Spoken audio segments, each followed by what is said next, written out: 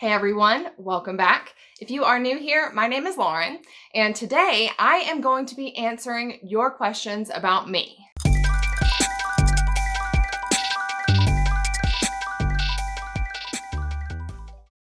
So I don't know how long it's been, maybe a month or two ago, I posted a video announcing that I had finally reached 500 subscribers, and it was just a thank you video, a gratitude video. I'm super excited to have reached that number. I'm just like, it blows my mind that 500 plus of you actually want to hear what I have to say about books. But I mentioned in the video that as a token of my appreciation that I would do a Q&A video and to leave your questions below, which you guys, you really pulled it out for this. I was convinced that I wasn't going to get that many questions, and I was just kind of hoping that maybe I would get 10 questions, just enough to sort of have some content for a Q&A answering session. But you guys asked me over 40 questions. So I'm going to try to not be as long-winded as I normally am. I'm sure you guys care about me, but you probably don't care about me that much. So let's start answering some of your questions about me. So I have divided all of these questions up into 3 categories. The first category is books and things that have to do specifically with books. The second category is YouTube or BookTube and just sort of my relationship with that. And then the last category is personal questions about me. So I will leave timestamps down in the video description box below. So if you're interested more in something than another, you can skip around a little bit. The first question in the books category was asked by Amanda Rademacher. I hope I'm pronouncing that correctly. And the question is, what is a book that you have read that you didn't expect to love but absolutely did? The first book that comes to mind for that is A House at the Bottom of a Lake. And I absolutely love that book, but judging by the average rating on it, which was 3.2 or 3.3 stars, I wasn't convinced that I was going to love it, but I did. That book was amazing. So yeah. The second question is from Andrew's Wizardly Reads. Actually, it looks like a few questions here from Andrew's Wizardly Reads. The first one is what is my favorite fantasy novel and my favorite sci-fi novel? Right now, my favorite fantasy novel and favorite sci-fi novel are books that I've read this year, and I'm planning on doing a best of 2021, so I don't want to spoil that quite yet. But I would say my favorite high fantasy novel right now, other than what I've read this year, would have to be Sufficiently Advanced Magic. And then my favorite hard sci-fi novel that I've read is probably The Dark Forest by Cixin Liu, which is the second book in the Remembrance of Earth trilogy. That book, if you've read it blew my mind. It absolutely blew my mind. So that's probably my favorite hard sci-fi novel right now. The next question from Andrew's Wizardly Reads is my favorite animal companion. A couple of my favorites. I really love Binky from Mort. I love Bully Boy from Black Tongue Thief. I love, if you can consider these, although I don't know they're technically animal companions, they sort of function as animal companions, but Born from the book Born by Jeff Vandermeer, and also Doomslug from the Skyward series. Next question from Andrew is the best book that I would struggle to recommend to people and why. A book that I really loved was Battle Royale, but I would probably struggle to recommend it to people because it is incredibly violent. So it's one of those books that I feel like I'd have to give a lot of caveats for. I would have a hard time recommending. I love Jeff Vandermeer, but he has an odd writing style. It's not for everyone. So, I want to recommend him all the time, but I really don't think that his writing is for everyone. Same with Jasper Fforde. Jasper Fforde is one of my all-time favorite authors, but also a style that I just don't think is for everyone. The next question from Andrew is, if you could put a book into all of your viewers' hands, what book would it be? If I could put a book into all of my viewers' hands, I would probably put one of my favorite dystopian books that I've ever read Actually, there's a couple dystopian books that I would probably put into my viewers' hands. First of all, More Than This by Patrick Ness, and This Perfect Day by Ira Levin, who wrote Rosemary's Baby, which I think I'll probably be there's another question on here that I think I'm probably going to talk a little bit more about This Perfect Day. The next question that I received was, and it's kind of similar to this previous question, but what books do you want to push on everyone you meet? And it was asked by Little Prairie Library. This is actually a little bit different than what I would put in the hands of all my viewers. Something that I would just push on anybody randomly, I'd probably push something that has a little bit more kind of a pop sensibility. I would recommend a couple books that I think are just complete rides, like really fun novels. I would recommend either The Seven Deaths of Evelyn Hardcastle or Dark Matter. Those books have mass appeal. They're a lot of fun. I stand behind them. So those two, those would be a couple that I would push on pretty much anybody. The next question is from Bright and Bookish, and she wants to know what is a book that I read before joining YouTube that I want to talk about more. That's actually an easy answer. One of my all-time favorite books is Shades of Grey by Jasper Fforde. I want to talk about it all of the time, and I fight the urge to do it. I mean, I have some strong feelings about this book, and I've mentioned it in previous videos, but if you like Terry Pratchett and you have not read Shades of Grey or anything by Jasper Fforde, you need to do it. It's very similar writing style, kind of that snarky English, kind of off-the-cuff humor. Very smart, very witty. And that book in particular, just the whole concept of it, the plotting, the structure, the pacing, it's fantastic. The characters are amazing. Yeah, I love that book. I absolutely love that book. And there are few books in this world that I think are absolutely perfect. And that is one of them. The next question on the list is also from Brighton Bookish, and she wants to know what book, a book or books that I'm most excited about from my TBR. I would say a couple books that I'm definitely looking forward to. Project Hail Mary. I'm really looking forward to getting to the second book in the Diviners trilogy. I don't think it's called the Diviners trilogy. The first book is the Diviners, but the second book is Lair of Dreams. Shorefall. I loved Foundry Side, so Shorefall I'm looking forward to. I'm looking forward to Cytonic, which I finally got in the mail. I just need to read the 2 novellas so I can get to Cytonic. Yeah, so that's a few of them. The next question is also from Andrew's Wizardly Reads. He wants to know the best book that you have read since starting your channel. And I cannot answer that right now. And the reason is because I've only had this channel for 1 year. Once again, like I want to do the best of 2021. So that would spoil it. So you have to wait. You have to wait for the best of 2021 video. The next question is the next 2 questions actually are from Beauty Kim Cam. And she wants to know what is the first book that I remember reading. And honestly, I don't know. I've read and had books read to me or read my entire life. I grew up in a house with just bookshelves everywhere, books everywhere. My whole family, like we were really, really big readers. So I don't have a clear memory of a specific book, although it's probably like a little golden book, The Tawny Scrawny Lion, which was probably my favorite little golden book. I loved that one. And I also had some Disney ones, like some Mickey Mouse little golden books. So probably one of those. And the next question from her, she wants to know if I have any childhood books to show you all. And I actually don't. Aside from those, which I think may still be at my grandmother's house, whenever I was a kid, I don't remember personally owning a lot of books that were like mine, like kids' books.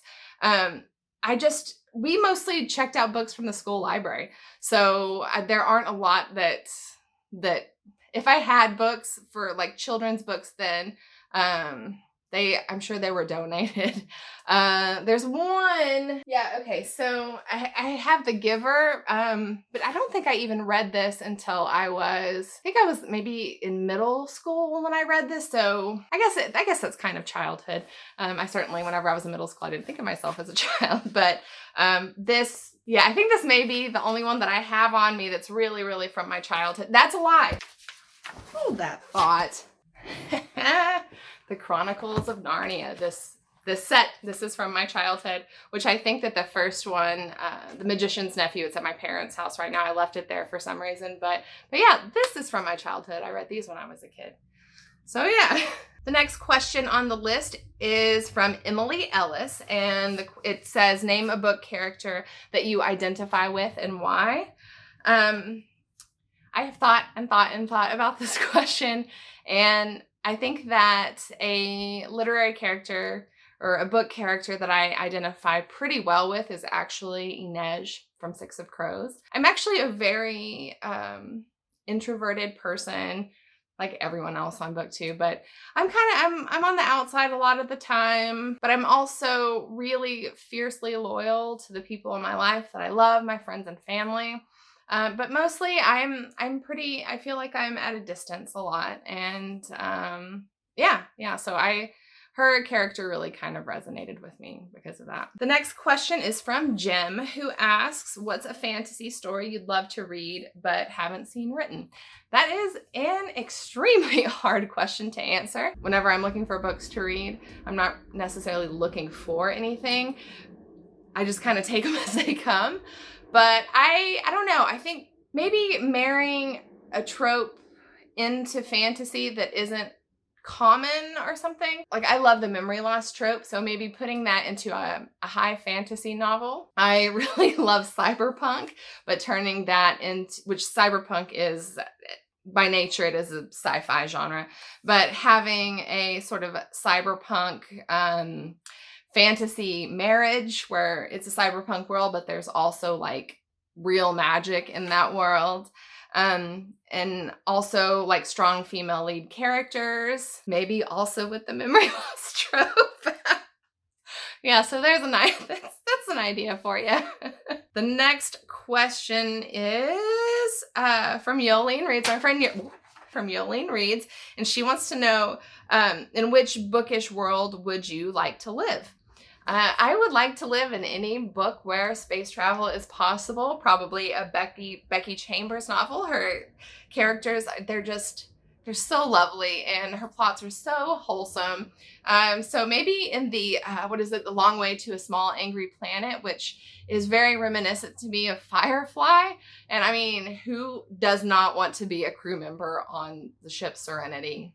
So yeah, maybe on the ship in A Long Way to a Small Angry Planet. The next question, what book started your love of reading? That is from Christy Finto.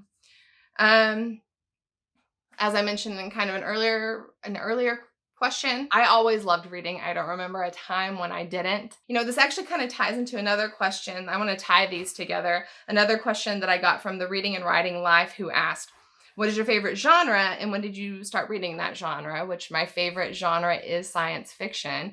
So kind of putting those together, what is a sci-fi novel that started my love of sci-fi? As far as hard sci-fi, the first hard sci-fi novel that I think I ever read was Ender's Game by Orson Scott Card. Absolutely loved it. So that, I think, started my love of hard sci-fi. And I think I was in early college when I read that. But the book overall that started my love of sci-fi as a whole, which I consider dystopia, utopia in like a subgenre of sci-fi, but it was This Perfect Day by Ira Levin. I'm so proud. This is the book. I'm so proud of this book. This is a book club first edition. It's very similar to books like Brave New World in 1984, but I think I like it better, and it's a whole lot more accessible to read. My mom was reading it aloud when I was a kid. She was reading it aloud on a family vacation while we were driving on the road. And I was too young for it then. I was far too young for it. And I didn't really understand a lot of what was going on in the book. But I remember being very young and being very compelled. Like, whenever I get older, I'm going to read that book because I want to understand what is going on in this book.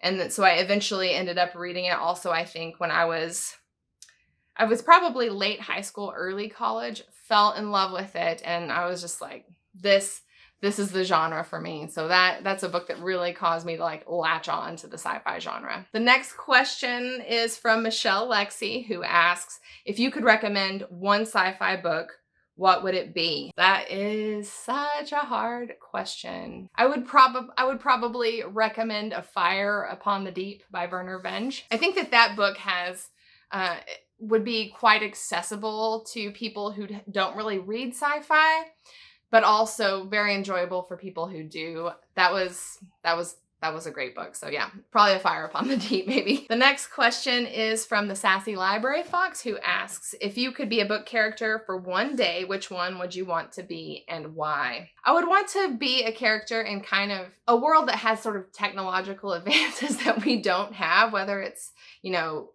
space travel or advances in medicine or time travel. I think one that I would love to experience being them for a day is, I forget the name of the character from Ready Player One. Not because I loved him as a character or that I think it's a perfect book or anything, but because I want to see what it's like to be in a world where VR is that advanced. That would be a really interesting day, I think. Also, maybe Addie LaRue, being able to just kind of waltz through life like unnoticed and unannounced. Although that's probably just like the introvert in me talking, so whatever. All right, so Amazon. So we've made it to the next category, which is questions about my channel, being a booktuber, being on YouTube. So the first question from that is also from Andrew's Wizardly Reads, who wants to know, what are you most excited about for the future of your channel? Great question, Andrew. So I didn't do the newbie book tag. Actually, technically I did do it. I was just really horrified by it. It was the first thing I ever did, and I was very horrified by how terrible the footage was and instantly deleted it. I wanted my main focus on my channel to be about redesigning book covers because I'm a graphic designer. And so I had some aspirations for that. And, that was back whenever everything was shut down. We were all in lockdown. I wasn't working. There was nothing to do, and there was plenty of time, even though I never actually followed through on that. But that's still a desire that I have, and I eventually want to incorporate that into my channel. So yeah, hopefully that will be in the future, is videos about redesigning book covers. The next two questions, both are from Brighton Bookish. The first one is my favorite thing about being on YouTube. I would have to say probably the confidence that I've gotten from being on YouTube. I'm not particularly comfortable talking to strangers and like being in the public eye. But I think that this channel has really kind of helped me feel a whole lot more comfortable with that. In fact, I feel pretty strongly that the reason I have the job that I have now is because of the confidence I have gained through having a channel like this. The next question is, she wants to know about other booktubers that you regularly watch. I watch so many booktubers. I'm not good at making videos in any sort of timely fashion. A big part of the reason for that is that I feel like whenever I do have free time, I am playing catch up, trying to watch everyone's videos. If I tried to name everyone whose videos I watch consistently, we would be here. It would take me I can't think of everyone. There's so many, I just can't think of everyone. But I will make a giant list down in the video description box. So those are the ones that I watch. I watch all of their content. So there you have it. All right, the next question is from Emily Ellis, who wants to know, how did I think of the idea to make origami stars and start a TBR jar? That's a fun question. I just like TBR jars. I like it when people pull books out of a jar. Really simple, but I think it's just as fun to watch as someone who has like an elaborate game, which, by the way, I tried to conceive of an elaborate game. The game I came up with was kind of a dice game, and it was so convoluted. I was like, no, we need to strip all this back down. Just a jar works. A jar is good for me. But as far as it being the origami stars, I do origami. Like, that is a hobby that I've had for many, many, many, many years. I'll show some pictures of some folds I've done. But I love origami, and it was just kind of one of those, for me personally, instead of trying to come up with some big system, just kind of a stick to what you know. So I just put two things I really like, just good old TBR jars and origami, married them together. There you have it, the Star Jar TBR videos. The next question is from Kim's Book Corner, who wants to know how long it takes me to make my origami stars for my TBR jar. Well, really, to make all of them is kind of an assembly line. Like, I have to make all the strips of paper, so I make all those first, write down all the things, and then fold them up. But if I were just to make one start to finish, it would probably take me to make one star 5 minutes. 5 minutes maybe. But whenever you do it assembly line style, it goes a lot more quickly than that. But yeah, and for me to make all of my stars for 1 month, probably the end of the month, I'll probably spend about a half an hour doing that. The next couple of questions are very similar. One is from Yolene Reads, who wants to know my favorite video to make on YouTube. Brighton Bookish also wants to know my favorite kind of booktube video to make or watch from other people's channels. I am terrible about staying on top of making videos. I have tons of ideas for videos, but I don't have time to make them. So it's been nearly for the whole year just TBRs and wrap-ups, although 2022, I'm really going to try to put some of my ideas into action. But I would say I really enjoy doing my TBR videos because everyone seems to really enjoy watching them. So that's always fun when people want to interact with you. I want to interact with everyone. So that's always fun to get to like talk to people down in the comments and, make friends with people and stuff. I think that my favorite videos to watch, though, I really like list type videos, like the 5 best sci-fi books that I read last year, the 3 weirdest books I've ever read, the top 10, whatever. Like, I love numbered lists. That's my love language, is lists. So yeah, and videos that make lists. I really need to make more. I need to make listy videos. I like watching them so much. So I would probably have a fun time making them too. All right, we are to the last category, which is personal questions. I feel a little nervous, I'm not gonna lie. So let's hop right into it. The first question that I have is from Kate McGee, who wants to know if I have a cozy spot in my home where I normally read and see it. Yes, I do. I have a recliner that I bought specifically for reading, and I read in it every day. It's the most comfortable chair. I love how it looks, and it's very modern, but it also reclines, and it's fantastic and comfortable, and I can sit in it and read for hours. I will lay on this couch that I'm sitting on to read. I have a little lamp. Whenever it gets super dark in here, I'll turn my lamp on and lay here and read. I used to read downstairs, but my dog has completely and utterly commandeered the couch, so that's really not possible. We have a spare room. I'll lay on the bed in there sometimes and read. But where I mostly read is on my recliner, which I'm looking at it right now. It's right in front of me, and this couch. The next personal question is from Jim, who says, I see you have some time travel books on your shelves. If you could go back or forward to any time, when would it be and why? Great question. I would go forward in time to a future where space travel is possible, which I know that they're trying to commercialize that right now. And they can, for bazillions of dollars, they'll shoot you up into space for like 5 seconds and then you'll fall straight back down. And a couple of like very wealthy people have done it. If I had a bazillion dollars to do that, I would spend every penny of that to go up into space for 5 minutes. I've had this conversation with my husband. We actually have different thoughts on this. He would only do it if he could orbit the Earth one full revolution. But to go up and straight down, he wouldn't. But I would. That's how badly I want to go into space. I don't know that I'm particularly interested in going into the past. I mean, maybe like late 60s, early 70s to see, like, I don't know, Led Zeppelin in concert or something. That would be cool.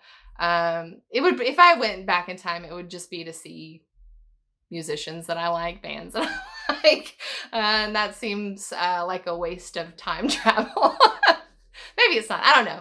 What do you think about that? All right, the next question is also from Jem, who asks, if you were on a mission to Mars, who would you like as the crew?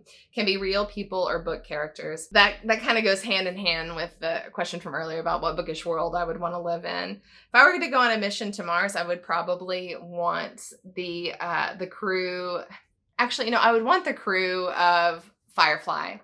Also, Long Way to a Small Angry Planet. These people, they are incredibly kind people and also very competent people. So those are the people I would want on my crew. The next question is from Yolene. Yolene reads, very interesting question actually. She asked, did you dream of being a writer when you were growing up? And if so, do you still have that dream?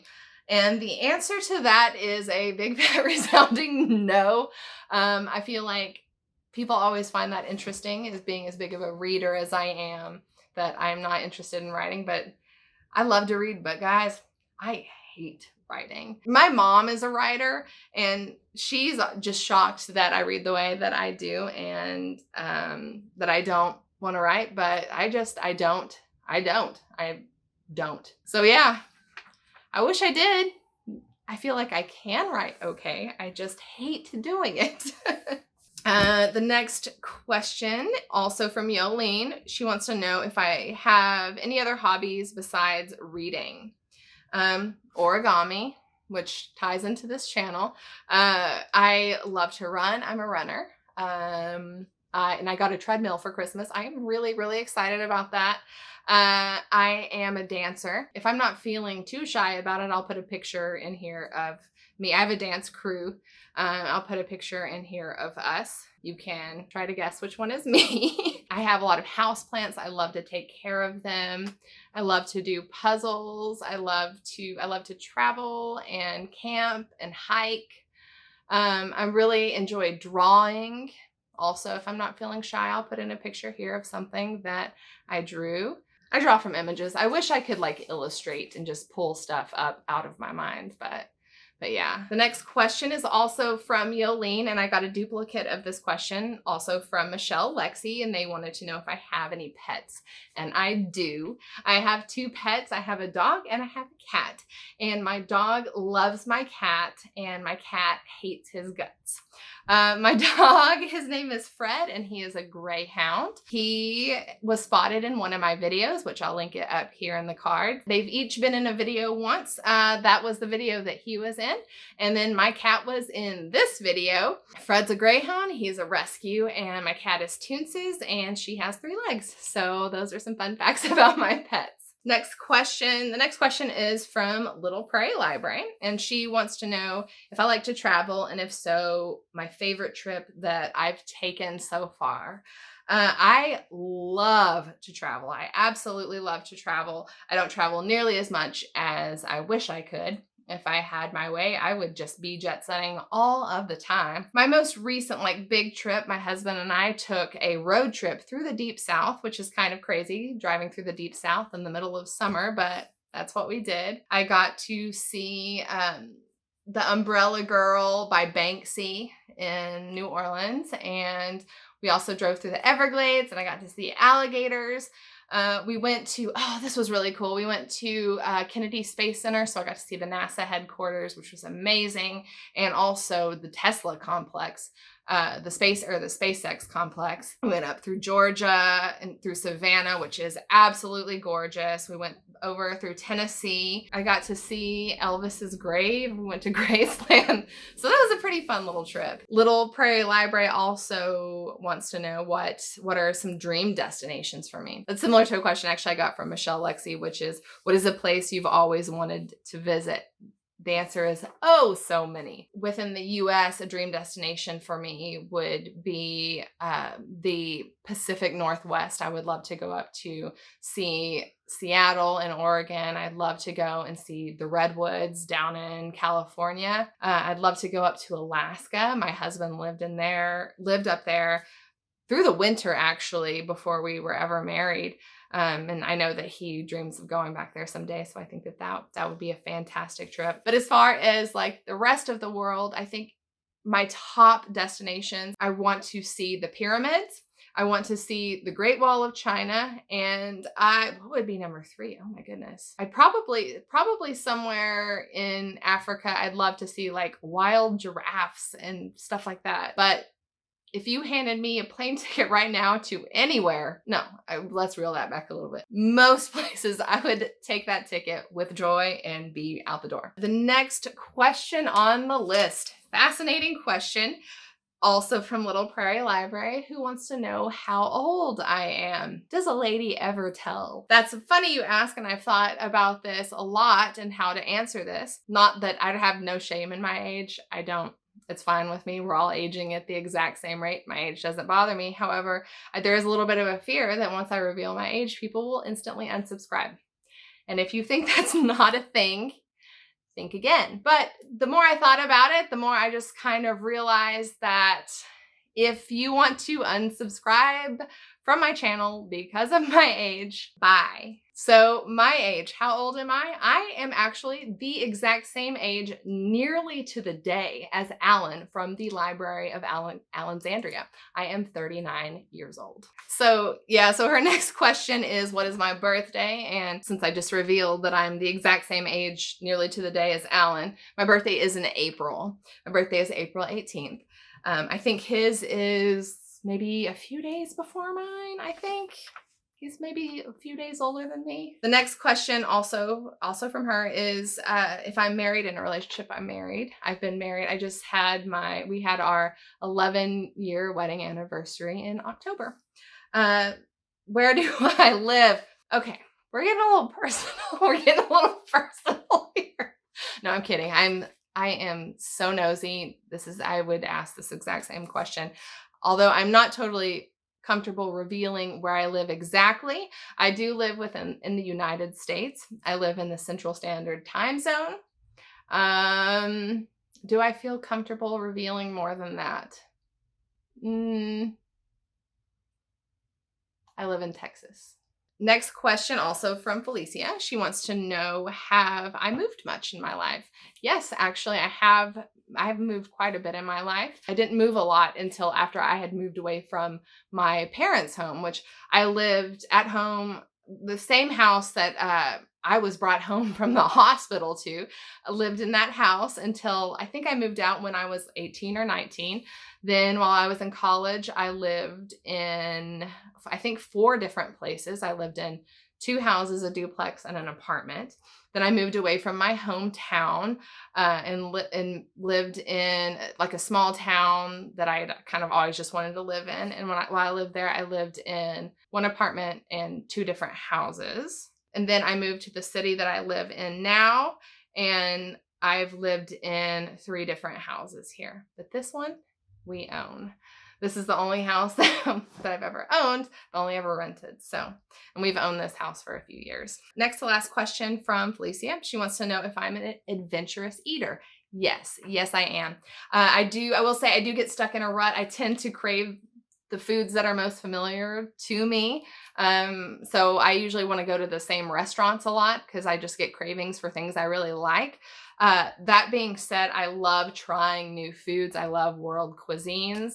I love sushi and curry. I love Mexican food and Italian food, Indian food. I love all kinds of food. There are very, very few things that I will not eat. And I can't even think of anything off the top of my head. I mean, obviously, if someone wants me to eat like a giant cockroach, I don't want to eat a giant cockroach, but as far as just kind of not insect type foods, yes, I'm a very adventurous eater. And then the last question that I got is from the Sassy Library Fox. She wants to know if I play a musical instrument. Now, the answer to this very loosely is yes. I actually play quite a few instruments. Do I play them well? No, I do not. But all of the instruments that I can play at least one song on include the ukulele, the guitar, the flute, and the piano. Is that it? Yes.